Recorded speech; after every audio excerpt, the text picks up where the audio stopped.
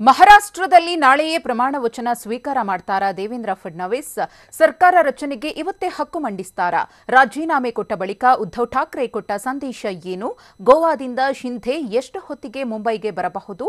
ನೋಡೋಣ ಮಹಾಪತನ news top 9ನಲ್ಲಿ. ಕಳೆದ ಕೆಲ ದಿನಗಳಿಂದ ಹಾವು ಏಣಿ ಆಟದಂದಿದ್ದ ಮಹಾರಾಷ್ಟ್ರದ ಮಹಾವಿಕಾಸ್ ಆಘಾಡಿ ಸರ್ಕಾರ ಕೊನೆಗೂ ಪತನವಾಗಿದೆ. ಏಕನಾಥ್ ಶಿಂಧೆ ಬಣ ಬಂಡಾಯ ಎದ್ದಿದ್ದರಿಂದಾಗಿ ಉದ್ಧವ್ ಠಾಕ್ರೆಯ ಸಿಎಂ ಕುರ್ಚಿ ಅಲುಗಾಡತೊಡಗಿತ್ತು. ಸುಪ್ರೀಂ ಕೋರ್ಟ್ ಆದೇಶದ ಬೆನ್ನಲ್ಲೇ ಉದ್ಧವ್ ಠಾಕ್ರೆ ಸರ್ಕಾರ ಕೊನೆಗೂ ಪತನಗೊಂಡಿದೆ. 2.5 ವರ್ಷಗಳ ಆಘಾಡಿ ಸರ್ಕಾರ ಕೊನೆಗೂ ಅಂತ್ಯವಾಗಿದೆ.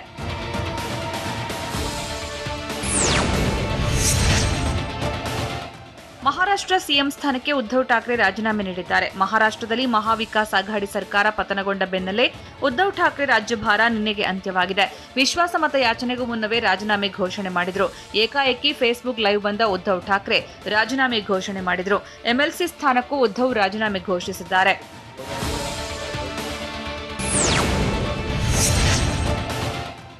ಮಹಾರಾಷ್ಟ್ರ ಮುಖ್ಯಮಂತ್ರಿ ಸ್ಥಾನಕ್ಕೆ ಉದ್ಧವ್ ಠಾಕ್ರೆ ರಾಜೀನಾಮೆ ಸಲ್ಲಿಸಿದ್ದು ಮಹಾರಾಷ್ಟ್ರ ರಾಜ್ಯಪಾಲರಿಗೆ ರಾಜೀನಾಮೆ ಪತ್ರ ಸಲ್ಲಿಕೆ ಮಾಡಿದ್ದಾರೆ. ಮಹಾರಾಷ್ಟ್ರದಲ್ಲಿ ಮಹಾವಿಕಾಸ್ ಆಘಾಡಿ ಸರ್ಕಾರ ಪತನವಾಗಿದ್ದು 2019 ನವೆಂಬರ್ 28ರಂದು ಸಿಎಂ ಆಗಿ ಪ್ರಮಾಣ ವಚನ ಸ್ವೀಕರಿಸಿದ್ದರು. 944 ದಿನ ಮಹಾರಾಷ್ಟ್ರ ಮುಖ್ಯಮಂತ್ರಿಯಾಗಿದ್ದ ಉದ್ಧವ್ ಠಾಕ್ರೆ ವಿಶ್ವಾಸಮತ ಯಾಚನೆಗೂ ಮುನ್ನವೇ ಸಿಎಂ ಸ್ಥಾನಕ್ಕೆ ರಾಜೀನಾಮೆ ಸಲ್ಲಿಸಿದ್ದಾರೆ. ಪರಿಷತ್ ಸದಸ್ಯತ್ವಕ್ಕೂ ಉದ್ಧವ್ ಠಾಕ್ರೆ ರಾಜೀನಾಮೆ ಘೋಷಿಸಿದ್ದಾರೆ.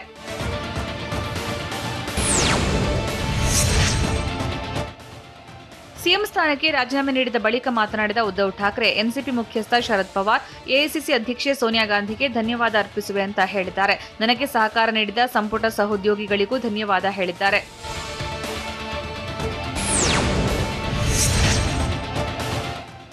ದೇಶದ ಕೆಲ ಭಾಗಗಳಲ್ಲಿ ಹಿಂಸಾಚಾರ ಮತ್ತು ಗಲಭೆ ನಡೆದಿದೆ. ಆದರೆ ಮಹಾರಾಷ್ಟ್ರದಲ್ಲಿ ಗಲಭೆ ಹಿಂಸಾಚಾರ ನಡೆದಿಲ್ಲ. ಯಾಕಂದ್ರೆ ಇದು ನನ್ನ ಸಂಸ್ಕೃತಿ ಅಂತ ಉದ್ಧವ್ ಠಾಕ್ರೆ ಹೇಳಿದ್ದಾರೆ. ಮುಸ್ಲಿಮರು ನಮ್ಮನ್ನ ಬೆಂಬಲಿಸಿದ್ದಾರೆ. ಶಿವಸೈನಿಕರು ರಸ್ತೆಗೆ ಇಳಿಯುವುದನ್ನು ನಾನು ಬಯಸಲ್ಲ. ಶಿವಸೇನೆ ಬಾಳಾಸಾಹೇಬ್ ಠಾಕ್ರೆ ಇವರನ್ನ ದೊಡ್ಡ ವ್ಯಕ್ತಿಗಳನ್ನಾಗಿ ಮಾಡಿದ್ರು. ಇದೇ ವ್ಯಕ್ತಿಗಳು ನಮ್ಮ ಸರ್ಕಾರ ಉರುಳಿಸಿದ್ರು ಅಂತ ಉದ್ಧವ್ ಹೇಳಿದ್ರು.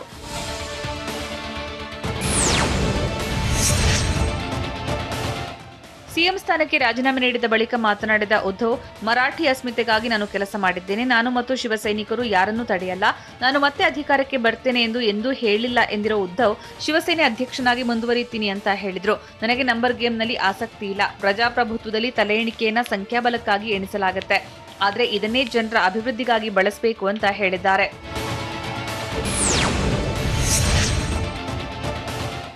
ಇನ್ನು ಬಹುಮತ ಸಾಬೀತಿಗೆ ಬಾಂಬ್ ಎಸೆದಿರೋ ಬಿಜೆಪಿ ಮಹಾಚುಕ್ಕಾಣಿ ಹಿಡಿಯಲು ಸಿದ್ಧವಾಗಿದೆ. ಉದ್ಧವ್ ವಿಶ್ವಾಸಮತ ಯಾಚಿಸಿದ್ರೆ ಸೋಲೋದು ನಿಶ್ಚಿತ ಅನ್ನೋದನ್ನ ಪಕ್ಕಾ ಮಾಡಿಕೊಂಡಿರೋ ಬಿಜೆಪಿ ಪ್ರಮಾಣ ವಚನಕ್ಕೆ ರೆಡಿ ಆಗ್ತಿದೆ. ಶುಕ್ರವಾರ ಅಂದ್ರೆ ನಾಳೆಯೇ ಫಡ್ನವೀಸ್ ಮುಖ್ಯಮಂತ್ರಿಯಾಗಿ ಪ್ರಮಾಣ ವಚನ ಸ್ವೀಕರಿಸೋ ಸಾಧ್ಯತೆ ಇದೆ. ಉಪಮುಖ್ಯಮಂತ್ರಿಯಾಗಿ ರೆಬೆಲ್ ಸ್ಟಾರ್ ಏಕನಾಥ್ ಶಿಂಧೆ ಪಟ್ಟಕ್ಕೇರುವ ಸಾಧ್ಯತೆ ಇದೆ. ಅಲ್ಲದೆ 7 ರೆಬೆಲ್ ಎಂಎಲ್ಎಗಳು ಸಚಿವರಾಗಿ ಪ್ರಮಾಣ ವಚನ ಸ್ವೀಕರಿಸುತ್ತಾರೆ ಅಂತ ಹೇಳಲಾಗ್ತಿದೆ.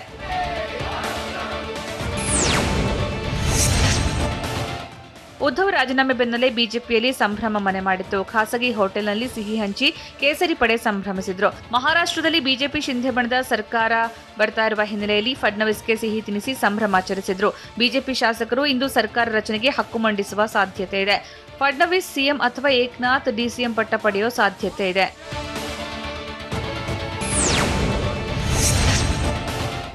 ಗುವಾಹಟಿಯಿಂದ ಗೋವಾಕ್ಕೆ ಆಗಮಿಸಿದ ರೆಬೆಲ್ ಶಾಸಕರಿಗೆ ಬಿಗಿ ಖಾಕಿ ಬಂದೋಬಸ್ತ್ ನೀಡಲಾಗಿದೆ.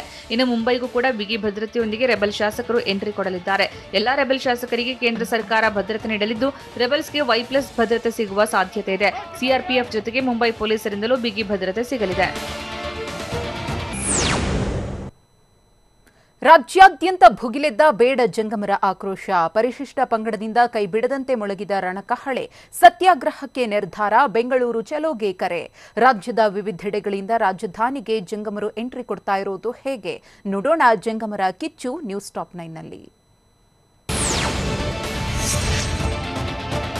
ರಾಜ್ಯಾದ್ಯಂತ ಬೇಡ ಜಂಗಮರ ಆಕ್ರೋಶ ಭುಗಿಲೆದ್ದಿದೆ. ಪರಿಶಿಷ್ಟ ಪಂಗಡದಿಂದ ಕೈಬಿಡದಂತೆ ಕಹಳೆ ಮೊಳಗಿಸಿದ್ದು ಬೇಡ ಜಂಗಮ ಸಮುದಾಯ ಸತ್ಯಾಗ್ರಹಕ್ಕೆ ನಿರ್ಧರಿಸಿದೆ. ಸದ್ಯ ಬೆಂಗಳೂರು ಚಲೋಗೆ ಕರೆ ನೀಡಲಾಗಿದ್ದು ರಾಜ್ಯದ ವಿವಿಧೆಡೆಗಳಿಂದ ರಾಜಧಾನಿಗೆ ಬೇಡ ಜಂಗಮ ಸಮುದಾಯದ ಜನ ಎಂಟ್ರಿ ಆಗ್ತಿದ್ದಾರೆ.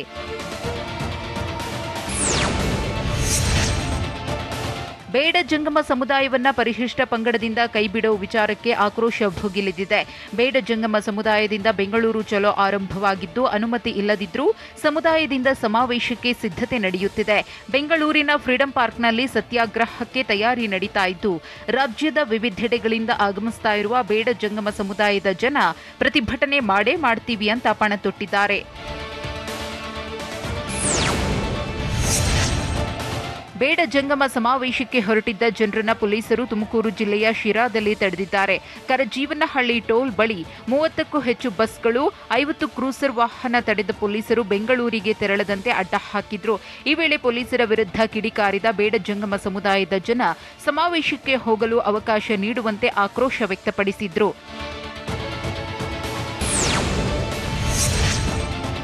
ಬೇಡ ಜಂಗಮರ ಪ್ರತಿಭಟನೆಯಿಂದಾಗಿ ಶಿರಾದ ಕರಜೀವನಹಳ್ಳಿ ಟೋಲ್ ಬಳಿ ಟ್ರಾಫಿಕ್ ಜಾಮ್ ಉಂಟಾಗಿತ್ತು. ಕೂಡಲೇ ಎಚ್ಚೆತ್ತ ಪೊಲೀಸರು ಬೆಂಗಳೂರು ಚಲೋಗೆ ಹೊರಟಿದ್ದ ಪ್ರತಿಭಟನಾ ನಿರತರನ್ನ ವಶಕ್ಕೆ ಪಡೆದರು.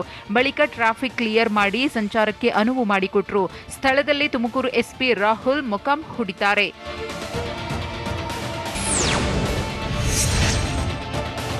ಚಿತ್ರದುರ್ಗ ಜಿಲ್ಲೆ ಹಿರಿಯೂರಿನ ಗುಯಿಲಾಳ ಟೋಲ್ ಬಳಿಯೂ ಬೇಡ ಜಂಗಮ ಸಮುದಾಯಕ್ಕೆ ತಡೆಯೊಡ್ಡಲಾಗಿದೆ. ಹುಬ್ಬಳ್ಳಿ, ಧಾರವಾಡ, ವಿಜಯಪುರ ಸೇರಿದಂತೆ ಉತ್ತರ ಕರ್ನಾಟಕದ ವಿವಿಧ ಜಿಲ್ಲೆಗಳಿಂದ ಆಗಮಿಸ್ತಾ ಇದ್ದ 20ಕ್ಕೂ ಹೆಚ್ಚು ವಾಹನಗಳನ್ನು ಪೊಲೀಸರು ತಡೆದಿದ್ದು ಬೆಂಗಳೂರಿನ ಸಮಾವೇಶಕ್ಕೆ ತೆರಳದಂತೆ ತಾಕೀತು ಮಾಡಿದ್ದಾರೆ.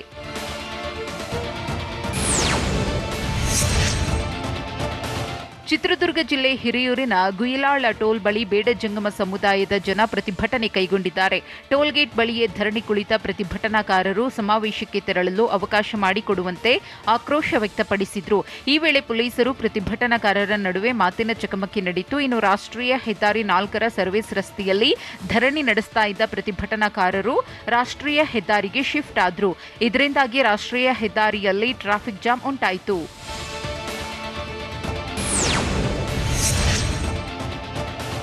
ನಮ್ಮವರನ್ನ ಬಿಡಿ, ಇಲ್ಲಾಂದ್ರೆ ಆತ್ಮಹತ್ಯೆ ಮಾಡಿಕೊಳ್ತೇವೆ ಅಂತ ಪೊಲೀಸರಿಗೆ ಸಾಮಾಜಿಕ ಹೋರಾಟಗಾರ ಬಿಡಿ ಹಿರೇಮಠ ಬೆದರಿಸಿದ್ದಾರೆ. ಸಮಾವೇಶಕ್ಕೆ ಬರ್ತಾ ಇದ್ದ ಬೇಡ ಜಂಗಮ ಸಮುದಾಯದ ಜನರನ್ನ ಬೇರೆ ಬೇರೆ ಜಿಲ್ಲೆಗಳಲ್ಲಿ ಪೊಲೀಸರು ತಡೆ ಹಿಡಿದಿದ್ದಾರೆ. ಕೂಡಲೇ ಅವರನ್ನ ಬಿಡಬೇಕು, ಬಿಡದಿದ್ರೆ ಆತ್ಮಹತ್ಯೆ ಮಾಡಿಕೊಳ್ತೇವೆ ಅಂತ ಬಿಡಿ ಹಿರೇಮಠ ಬೆದರಿಸಿದ್ದಾರೆ. ಹೆದ್ದಾರಿಗಳಲ್ಲಿ ತಡೆದಿರುವ ನಿಮ್ಮ ಸಮುದಾಯದವರ ವಾಹನ ಬಿಡ್ತೇವೆ, ಆದರೆ ನೀವು ಯಾವುದೇ ನಿರ್ಧಾರಗಳನ್ನು ತೆಗೆದುಕೊಳ್ಳಬಾರದು ಅಂತ ಸಾಮಾಜಿಕ ಹೋರಾಟಗಾರ ಬಿಡಿ ಹಿರೇಮಠ್ಗೆ ಬೆಂಗಳೂರು ನಗರ ಪೊಲೀಸ್ ಆಯುಕ್ತ ಪ್ರತಾಪ್ ರೆಡ್ಡಿ ಕರೆ ನೀಡಿದ್ರು. ಆದರೆ ಹಿರೇಮಠ್ ನೀವು ಫೋನ್ನಲ್ಲಿ ಮಾತನಾಡುವುದಲ್ಲ, ಸಮಾವೇಶದ ಸ್ಥಳಕ್ಕೆ ಬರಬೇಕೆಂದು ಪಟ್ಟು ಹಿಡಿದಿದ್ದಾರೆ. ಪೊಲೀಸರು ಹೆದ್ದಾರಿಯಲ್ಲೇ ವಾಹನ ತಡೆದಿದ್ದರಿಂದ ಬೇಡ ಜಂಗಮ ಸಮುದಾಯದ ಜನ ಪಾದಯಾತ್ರೆ ಮೂಲಕವೇ ಬೆಂಗಳೂರಿಗೆ ಹೊರಟಿದ್ದಾರೆ. ಖಾಕಿ ತಡೆಯನ್ನ ಧಿಕ್ಕರಿಸಿ ಎಲ್ಲರೂ ತುಮಕೂರಿನ ಕಳ್ಳಂಬೆಳ್ಳದಿಂದ ಬೆಂಗಳೂರು ಪುಣೆ ಹೆದ್ದಾರಿ 48ರಲ್ಲಿ ಪಾದಯಾತ್ರೆ ಮೂಲಕ ಬೆಂಗಳೂರಿಗೆ ಆಗಮಿಸುತ್ತಿದ್ದಾರೆ. ರೌಡಿ ಶೀಟರ್ಗಳಿಗೆ ಮಂಡ್ಯ ಎಸ್ಪಿ ಖಡಕ್ ವಾರ್ನಿಂಗ್ ಕೊಟ್ಟಿದ್ದು ಹೇಗೆ? ಡಿಸಿ ಹೆಸರಲ್ಲಿ ಸಹಿ ನಕಲು ಮಾಡಿದವರು ಅಂಧರಾಗಿದ್ದು ಎಲ್ಲಿ? ಮಂಗಳೂರು, ಉಡುಪಿಯಲ್ಲಿ ವರುಣನ ಆರ್ಭಟ ಹೇಗಿದೆ? ಚಾಮುಂಡಿ ಬೆಟ್ಟದಲ್ಲಿ 2 ವರ್ಷಗಳ ಬಳಿಕ ಆಷಾಢ ಮಾಸದ ಪೂಜೆ ಹೇಗೆ ನಡೆಯುತ್ತೆ? ನೋಡೋಣ ದಕ್ಷಿಣ ಕರ್ನಾಟಕ ನ್ಯೂಸ್ ಟಾಪ್ 9ನಲ್ಲಿ. ಮಂಡ್ಯ ಜಿಲ್ಲೆಯಲ್ಲಿ ಪುಡಿರೌಡಿಗಳ ಅಟ್ಟಹಾಸದಿಂದ ಖಾಕಿ ಪಡೆ ಅಲರ್ಟ್ ಆಗಿದ್ದು ರಾತ್ರೋರಾತ್ರಿ ಮಂಡ್ಯ ಪೊಲೀಸರಿಂದ ನೈಟ್ ರೌಂಡ್ಸ್ ಮಾಡಲಾಯಿತು. ಎಸ್ಪಿ ಯತೀಶ್, ಎಎಸ್ಪಿ ವೇಣುಗೋಪಾಲ್ ನೇತೃತ್ವದ ಪೊಲೀಸರು ಪೈ ದಿಲ್ಮಂಜ ಸೇರಿದಂತೆ ಕೆಲ ರೌಡಿ ಶೀಟರ್ಗಳ ಮನೆಗೆ ನುಗ್ಗಿ ವಾರ್ನಿಂಗ್ ನೀಡಿದ್ರು. ಅಪರಾಧ ಪ್ರಕರಣಗಳಲ್ಲಿ ಭಾಗಿಯಾಗದಂತೆ ಖಡಕ್ ವಾರ್ನಿಂಗ್ ನೀಡಿ ಎಚ್ಚರಿಸಿದ್ರು.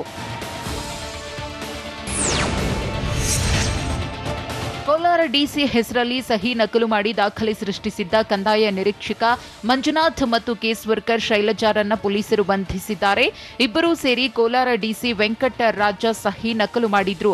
ಬಳಿಕ ನಕಲಿ ದಾಖಲೆ ಸೃಷ್ಟಿಸಿ ಸರ್ಕಾರಿ ಭೂಮಿ ಮಂಜೂರು ಮಾಡಲು ಯತ್ನಿಸಿ ಸಿಕ್ಕಿಬಿದ್ದಿದ್ದಾರೆ.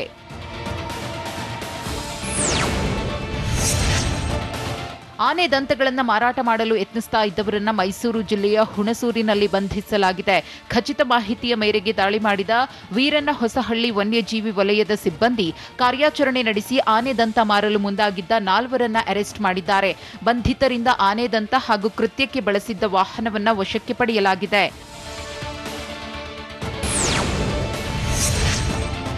ಉಡುಪಿ ಜಿಲ್ಲೆಯಾದ್ಯಂತ ಕಳೆದ ರಾತ್ರಿಯಿಂದ ಮಳೆ ಸುರಿಯುತ್ತಿದೆ. ಜಿಲ್ಲೆಯಾದ್ಯಂತ ದಟ್ಟವಾದ ಮೋಡ ಕವಿದ ವಾತಾವರಣವಿದ್ದು ಇವತ್ತು ಭಾರೀ ಮಳೆಯಾಗುವ ಸಾಧ್ಯತೆ ಇದೆ. ಮೀನುಗಾರರಿಗೆ ಎಚ್ಚರಿಕೆಯಿಂದ ಇರುವಂತೆ ಸೂಚನೆ ಕೊಡಲಾಗಿದ್ದು weather ಡಿಪಾರ್ಟ್ಮೆಂಟ್ನಿಂದ orange alert ಘೋಷಣೆಯಾಗಿದೆ.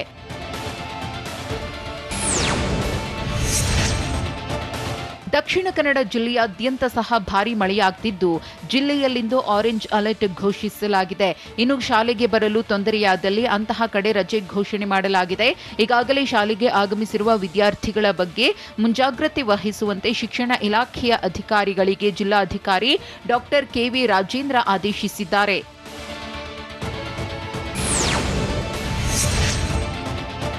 Uttara Kannada ಜಿಲ್ಲೆಯ ಭಟ್ಕಳದಲ್ಲಿ ಸುರಿತಾ ಇರುವ ಮಳೆ ಭಾರೀ ಅವಾಂತರ ಸೃಷ್ಟಿ ಮಾಡಿದೆ.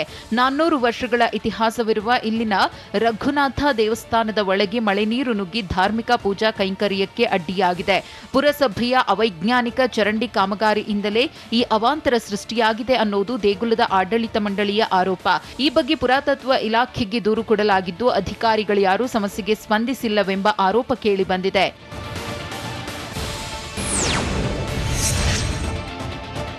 2 ವರ್ಷಗಳ ಬಳಿಕ ಆಷಾಢ ಮಾಸದಲ್ಲಿ ಶಕ್ತಿ ದೇವತೆ ಚಾಮುಂಡೇಶ್ವರಿ ದರ್ಶನಕ್ಕೆ ಭಕ್ತರಿಗೆ ಅವಕಾಶ ಕಲ್ಪಿಸಲಾಗಿದೆ. ನಾಳೆ ಮೈಸೂರಿನ ಚಾಮುಂಡಿ ಬೆಟ್ಟದಲ್ಲಿ ಆಷಾಢ ಮಾಸದ ಮೊದಲ ಶುಕ್ರವಾರದ ಪೂಜೆ ನಡೆಯಲಿದ್ದು ಸಹಸ್ರಾರು ಸಂಖ್ಯೆಯಲ್ಲಿ ಭಕ್ತರು ಆಗಮಿಸುವ ನಿರೀಕ್ಷೆ ಇದೆ.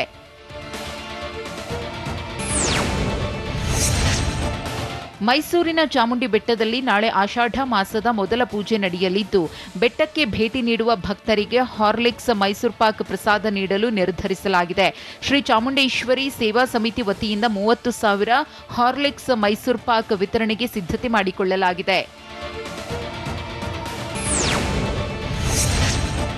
ಉಡುಪ ಮಕ್ಕಳ ಕ್ಲಿನಿಕ್ನಿಂದ ಗ್ರಾಮೀಣ ಭಾಗದ ಮಕ್ಕಳಿಗೆ ಉಚಿತ ಆರೋಗ್ಯ ತಪಾಸಣೆ ಮತ್ತು ಚಿಕಿತ್ಸೆ ಕಾರ್ಯಕ್ರಮ ಹಮ್ಮಿಕೊಳ್ಳಲಾಗಿತ್ತು.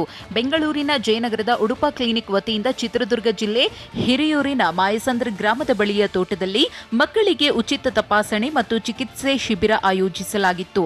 ಸುಬ್ರಹ್ಮಣ್ಯ ಲಕ್ಷ್ಮೀ ಉಡುಪ ದಂಪತಿಯ ಪುತ್ರಿಯಾದ ಉಡುಪ ಕ್ಲಿನಿಕ್ನ ಡಾಕ್ಟರ್ ಅಂಬಿಕಾ ಉಡುಪ ನೇತೃತ್ವದಲ್ಲಿ ಕಾರ್ಯಕ್ರಮ ಆಯೋಜಿಸಲಾಗಿತ್ತು. ವಿವಿಧ ವಿಭಾಗದ ಸುಮಾರು 60 ಜನ ತಜ್ಞ ವೈದ್ಯಕೀಯ ಸಿಬ್ಬಂದಿ ಭಾಗಿಯಾಗಿದ್ರು.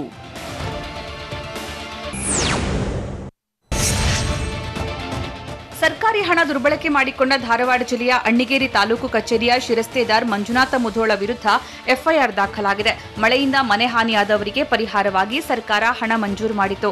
ಆದರೆ ಸಂತ್ರಸ್ತರಿಗೆ ತಲುಪಬೇಕಾಗಿದ್ದ 40,55,200 ರೂಪಾಯಿ ಹಣವನ್ನ ಶಿರಸ್ತೇದಾರ್ ಮಂಜುನಾಥ್ ದುರುಪಯೋಗ ಮಾಡಿಕೊಂಡಿದ್ದಾರೆ. ಈ ಬಗ್ಗೆ ಶಿರಸ್ತೇದಾರ್ ಮಂಜುನಾಥ್ ವಿರುದ್ಧ ತಹಶೀಲ್ದಾರ್ ದೂರು ನೀಡಿದ್ದರು. ಆದರೆ ಎಫ್ಐಆರ್ ದಾಖಲಾಗ್ತಾ ಇದ್ದಂತೆ ಶಿರಸ್ತೇದಾರ್ ಮಂಜುನಾಥ್ ಎಸ್ಕೇಪ್ ಆಗಿದ್ದಾರೆ.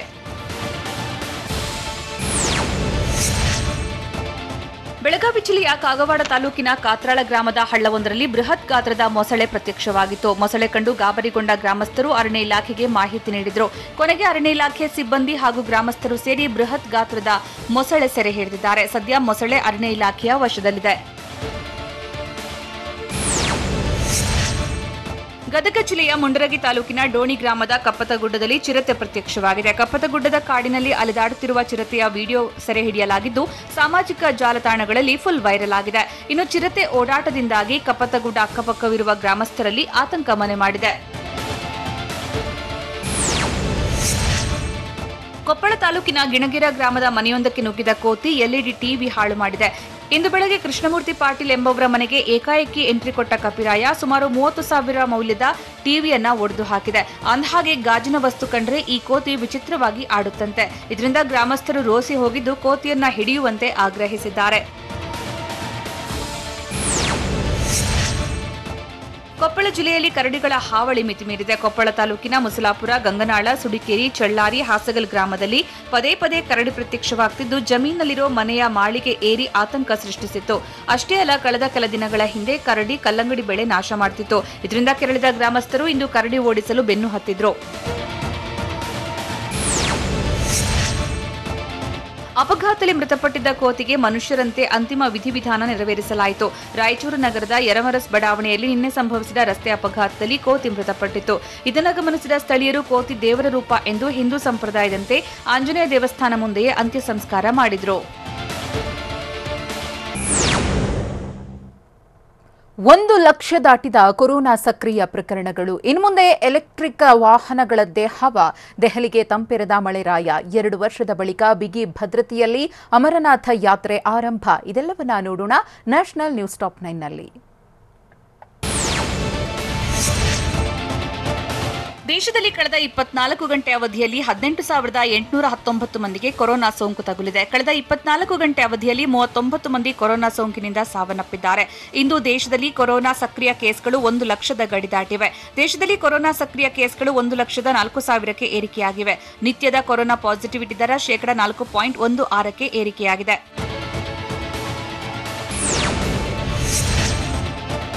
ಭಾರತದಲ್ಲಿ 2026-27ರೊಳಗೆ 100% ಎಲೆಕ್ಟ್ರಿಕ್ ದ್ವಿಚಕ್ರ ವಾಹನಗಳು ಇರಲಿವೆ ಎಂದು ನೀತಿ ಆಯೋಗ ಹಾಗೂ ಟೆಕ್ನಾಲಜಿ ಇನ್ಫಾರ್ಮೇಷನ್ ಅಸೆಸ್ಮೆಂಟ್ ಕೌನ್ಸಿಲ್ ಆಶಾಭಾವ ವ್ಯಕ್ತಪಡಿಸಿದೆ. ಟೆಕ್ನಾಲಜಿ ಇನ್ಫಾರ್ಮೇಷನ್ ಅಸೆಸ್ಮೆಂಟ್ ಕೌನ್ಸಿಲ್ ಅನ್ನು ವಿಜ್ಞಾನ ಮತ್ತು ತಂತ್ರಜ್ಞಾನ ಇಲಾಖೆಯಡಿ ಆರಂಭಿಸಲಾಗಿದೆ.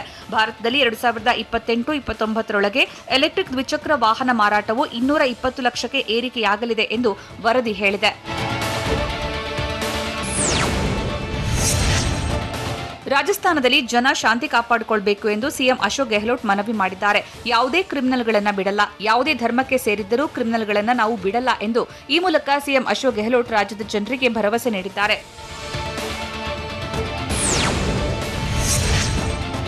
ರಾಷ್ಟ್ರ ರಾಜಧಾನಿ ದೆಹಲಿಯ ಜನರಿಗೆ ಮುಂಜಾನೆಯ ಮಳೆರಾಯ ತಂಪೆರೆದಿದ್ದಾನೆ. ಭಾರೀ ಬಿಸಿಲಿನ ಬೇಗೆಯಿಂದ ಬೆಂದಿದ್ದ ಜನರಿಗೆ ಮಳೆರಾಯ ತಂಪೆರೆದಿದ್ದಾನೆ. ದೆಹಲಿಯ ಅನೇಕ ಪ್ರದೇಶಗಳಲ್ಲಿ ಇಂದು ಮುಂಜಾನೆ ಮಳೆಯಾಗಿದೆ.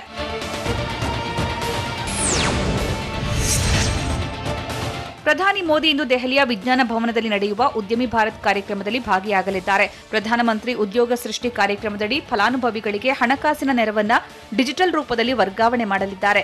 ಉದ್ಯಮಿ ಭಾರತ ಯೋಜನೆ ಮೂಲಕ ಸಣ್ಣ ಮಧ್ಯಮ ಕೈಗಾರಿಕೆಗಳನ್ನು ಬಲಪಡಿಸಲಾಗುತ್ತೆ ಎಂದು ಪ್ರಧಾನಿ ಕಚೇರಿ ತಿಳಿಸಿದೆ.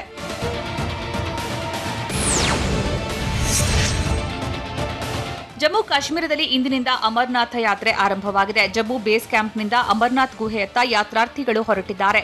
ಇಂದು ಯಾತ್ರಾರ್ಥಿಗಳಿಗೆ ಅಮರನಾಥ್ ಗುಹೆಯಲ್ಲಿ ಶಿವಲಿಂಗದ ದರ್ಶನ ನೀಡಲಾಗುತ್ತೆ.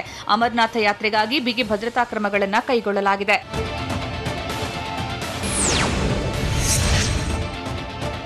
ದೇಶದಲ್ಲಿ 2 ವರ್ಷದ ಬಳಿಕ ಅಮರನಾಥ್ ಯಾತ್ರೆ ನಡೆಯುತ್ತಿದೆ. ಕಳೆದ 2 ವರ್ಷ ಕೊರೋನಾದ ಕಾರಣದಿಂದ ಅಮರನಾಥ್ ಯಾತ್ರೆ ನಡೆದಿರಲಿಲ್ಲ. ಮೊದಲ ದಿನವಾದ ಇಂದು 5,000 ಯಾತ್ರಾರ್ಥಿಗಳಿಗೆ ಅಮರನಾಥ್ ದರ್ಶನ ಸಿಗಲಿದೆ. ಆಗಸ್ಟ್ 30ರವರೆಗೂ ಅಮರನಾಥ್ ಯಾತ್ರೆ ನಡೆಯಲಿದೆ. ಚಂಡೀಗಢದಲ್ಲಿ ನಡೆದ 2 ದಿನಗಳ ಜಿಎಸ್ಟಿ ಮಂಡಳಿ ಸಭೆ ಮುಕ್ತಾಯವಾಗಿದೆ. ಕೇಂದ್ರ ಸರ್ಕಾರ ರಾಜ್ಯ ಸರ್ಕಾರಗಳಿಗೆ ನೀಡುತ್ತಾ ಇದ್ದ ಜಿಎಸ್ಟಿ ಪರಿಹಾರವನ್ನು 5 ವರ್ಷ ಸಾಧ್ಯವಾಗದೇ ಇದ್ದರೆ ಮತ್ತಷ್ಟು ವರ್ಷ ವಿಸ್ತರಿಸಬೇಕು ಎಂದು ರಾಜ್ಯಗಳು ಮನವಿ ಮಾಡಿವೆ ಎಂದು ಕೇಂದ್ರದ ಹಣಕಾಸು ಸಚಿವೆ ನಿರ್ಮಲಾ ಸೀತಾರಾಮನ್ ಹೇಳಿದ್ದಾರೆ. ಆದರೆ ಈ ಬಗ್ಗೆ ಕೇಂದ್ರ ಸರ್ಕಾರ ಜಿಎಸ್ಟಿ ಮಂಡಳಿ ಯಾವುದೇ ತೀರ್ಮಾನ ಕೈಗೊಂಡಿಲ್ಲ. ದೇಶದ 63,000 ಪ್ರಾಥಮಿಕ ಕೃಷಿ ಪತ್ತಿನ ಸಹಕಾರ ಸಂಘಗಳ ಕಂಪ್ಯೂಟರೀಕರಣಕ್ಕೆ ಕೇಂದ್ರದ ಕ್ಯಾಬಿನೆಟ್ ಸಭೆ ಒಪ್ಪಿಗೆ ನೀಡಿದೆ. ಇದಕ್ಕಾಗಿ 2,516 ಕೋಟಿ ರೂಪಾಯಿ ವೆಚ್ಚ ಮಾಡಲಾಗುತ್ತೆ. ಇದರಿಂದ ದೇಶದ 13 ಕೋಟಿ ಸಣ್ಣ ಮಧ್ಯಮ ರೈತರಿಗೆ ಅನುಕೂಲ ಸಿಗಲಿದೆ.